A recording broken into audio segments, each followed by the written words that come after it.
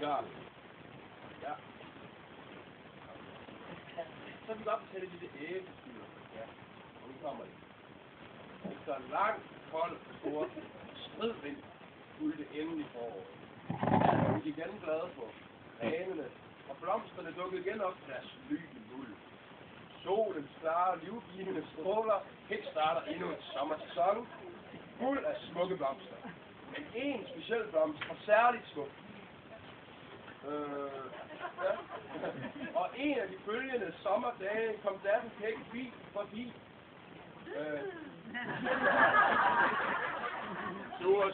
Sur, lille bi omkring.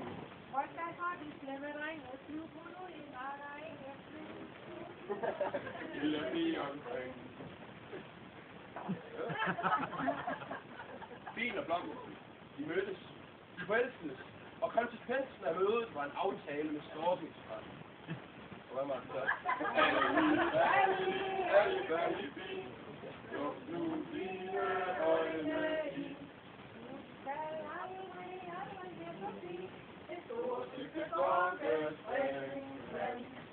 Den næste dag kunne man, hvis man så højt op i himlen, se den venlige og godmodige herr Stork, som endnu en gang var bare ud til en lykkelig moder, og livets gave også til hende.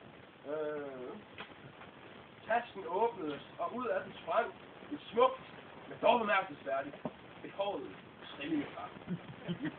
Moderen, blomsten og bien, storken og alle jordens væsener samlede så selv samme nat. De sang velkommen til verden og dansede til den lyse morgen.